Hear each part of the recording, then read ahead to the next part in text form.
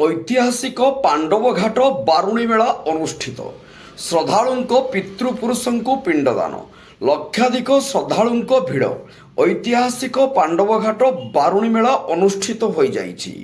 ବାହାନଗା ବ୍ଲକର ଭିଲ୍ଲାଆଡ଼ିଆ ଓ ରୂପଖଣ୍ଡ ବାରୁଣୀ ମେଳାରେ ଲକ୍ଷାଧିକ ଶ୍ରଦ୍ଧାଳୁ ବୁଡ଼ ପକାଇବା ସହ ପିତୃପୁରୁଷଙ୍କୁ ପିଣ୍ଡଦାନ କରିଥିବା ଦେଖିବାକୁ ମିଳିଛି। ରୂପଖଣ୍ଡସ୍ଥିତ ଐତିହାସିକ ପାଣ୍ଡବଘାଟ ବାରୁଣୀ ରାଜ୍ୟରେ ପ୍ରସିଦ୍ଧ। ଏହି ବାରୁଣୀ ମେଳାର ଲକ୍ଷାଧିକ ଲୋକଙ୍କ ଭିଡ଼ ଦେଖିବାକୁ ମିଳିଛି। ଏହା ପାଣ୍ଡବଘାଟ ବାରୁଣୀ ନାମରେ ନାମିତ। ପାଣ୍ଡବଘାଟ ବାରୁଣୀ ଏକର କିମ୍ବଦନ୍ତୀ ଅଛି। ଏଠାରେ ପାଣ୍ଡବମାନେ ଅଜ୍ଞାତବାସ ସମୟରେ ଗୋଟିଏ ରାତ୍ରି ଯାପନ ପରେ ସକାଳେ ସକାଳେ ପିତୃପୁରୁଷଙ୍କୁ ପିଣ୍ଡଦାନ କରିଥିଲେ। ପରେ ସ୍ମୃତି ସ୍ୱରୂପ 5ଟି ବରଗଛ ଲଗାଇଥିଲେ। ହଜାର ହଜାର ବର୍ଷ ବିତି ଯାଇଥିଲେ ବି ଯାହାକି ଏବେ ବି ମୂକସାକ୍ଷୀ ହୋଇ ଠିଆ ହୋଇଛି। ସେଥିପାଇଁ ପାଣ୍ଡବଘାଟ ବାରୁଣୀ ନାମରେ ପ୍ରସିଦ୍ଧ।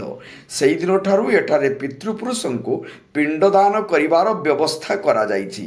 ଏଠାରେ ପଞ୍ଚୁପାଣ୍ଡବ ଭାଇଙ୍କର ପ୍ରତିମୂର୍ତ୍ତି ତିଆରି କରାଯାଇ ପୂଜାର୍ଚ୍ଚନା କରାଯାଉଛି। 2 ଦିନ ବ୍ୟାପୀ ହେବାକୁ ଥିବା ଏହି ମେଳାରେ ଶନିବାର ଲକ୍ଷାଧିକ ଲୋକଙ୍କ ସମାଗମ ଥିବାବେଳେ ବିଭିନ୍ନ ଅନୁଷ୍ଠାନ ତରଫରୁ ଜଳଛତ୍ର, ମାଗଣା ଖାଦ୍ୟ ବଣ୍ଟନ ପ୍ରଭୃତି କାର୍ଯ୍ୟକ୍ରମ ଚାଲିଥିଲା।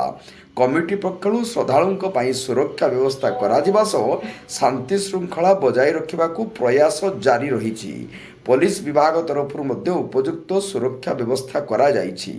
ଏହି ମେଳାରେ ବାରୁଣୀ କମିଟିର ସମସ୍ତ ସଦସ୍ୟଙ୍କ ସହ ଅଞ୍ଚଳବାସୀ ସହଯୋଗ କରିଥିଲେ।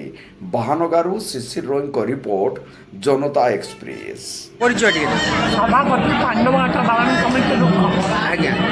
ଆଜିକୁ ହଜାର ହଜାର ବର୍ଷ ଧରି ସମୁଦ୍ର କୂଳରେ ଚୈତ୍ର ମାସର 13ଟି ତୀର୍ଥରେ ଏକ ମହାବାରୁଣୀ ସ୍ନାନ ପାଏ ଏବଂ ସେଥିପାଇଁ ଏଠାରେ ଆବାହମାନ କାଳ ଏଠାରେ ବାରୁଣୀ